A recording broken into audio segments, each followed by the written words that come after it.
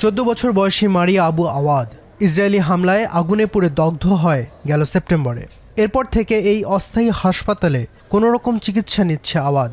পর্যাপ্ত চিকিৎসা না থাকায় প্রয়োজনীয় সেবা পাচ্ছে না সে। এভাবেই সেখানে পড়ে আছেন আরও অনেকে।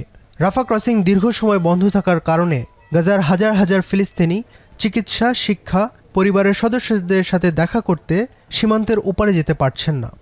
عالجوني بس قد ما عالجوني ما كملتش علاجي هنا لأنه مش متوفر، فلازم أنا أطلع تحويلة برا، بس التحويلة طولت كتير فاضطروا يعملوا لي علاج مؤقت. حياتنا مربوطة في المعبر، فتح المعبر أين عيشنا، ما فتحش المعبر إحنا موت سريري، إحنا هنا موجودين موت سريري، يعني أنا موجود هنا إلي في المستشفى إلي 100 يوم. গাজাবাসীদের জন্য, বিশেষ করে রোগীদের জন্য মিশরের সাথে রাফা ক্রসিং হলো বিশ্বের প্রবেশদ্বার। দক্ষিণাঞ্চলীয় রাফা শহরে সামরিক অভিযানের পর 2024 সালের মে মাসে ইসরায়েল ক্রসিংটির নিয়ন্ত্রণ নেয়। তারপর থেকে যাত্রী চলাচল বন্ধ করে দেয়, যার ফলে মানবিক সংকট আরও বেড়ে যায়। উপকূলীয় উপত্যকাটি আরও বিচ্ছিন্ন হয়ে পড়ে। তবে দীর্ঘ 2 বছর পর পুনরায় খুলে দেওয়া হচ্ছে গাজা মিশরের রাফা সীমান্তের 2 প্রান্ত। ইসরায়েল হামাস যুদ্ধবিরতি পরিকল্পনার দ্বিতীয় পর্যায়ের অংশ হিসেবে ইসরায়েলের প্রধানমন্ত্রী বেনিয়ামিন নেতানিয়াহু বলেছেন ক্রসিংটি শিগগিরই পুনরায় খোলা হবে।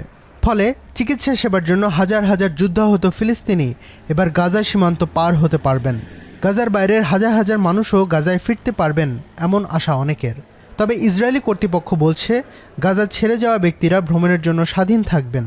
তবে গাজায় প্রবেশকারী প্রতিটি ফিলিস্তিনিকে আরও কঠোর নিয়মকানুন মেনে চলতে হবে। এদিকে যুক্তরাষ্ট্রের মধ্যস্থতায় গেল অক্টোবরে শুরু হওয়া নামমাত্র যুদ্ধবিরতি প্রতিনিয়ত ভাঙছে ইসরায়েল। বৃহস্পতিবার খান ইউনিসে অন্তত 2 ফিলিস্তিনিকে হত্যা করেছে ইসরায়েল। গাজার স্বাস্থ্য মন্ত্রণালয় বলছে যুদ্ধবিরতি শুরু হওয়ার পর থেকে ইসরায়েলি হামলায় অন্তত 490 জন নিহত হয়েছেন। গাজা থেকে জিম্মিদের ফেরাতে হামাস অনেক বড় বাধা ছিল বলে জানিয়েছেন মার্কিন president Donald Trump. Hamas was a big factor in getting all of the hostages back. We were not happy with them, and they had to bring them back. And they found the dead hostages, the bodies of hostages, and those parents wanted their sons back. I think in all cases, sons. এদিকে গাজার মানবিক পরিস্থিতি নিয়ে স্পেনের বার্সেলোনায় এক ভিন্ন দৃশ্যের সাক্ষী হলো বিশ্ব। 5 বছর বয়সী ফিলিস্তিনি মেয়ে হিন্দ রজবের একটি বিশাল প্রতিকৃতি বৃহস্পতিবার ভেসে ওঠে বার্সেলোনার সমুদ্র সৈকতে। এদিন তার দ্বিতীয় মৃত্যুবার্ষিকী ছিল। ফজরাবি খান, এখন বিশ্ব। সানবিট সব দিবে সামাল। সানবিট ম্যাজিক প্রেস ডিশওয়াশিং এর মাথা ঘোরানো সলিউশন।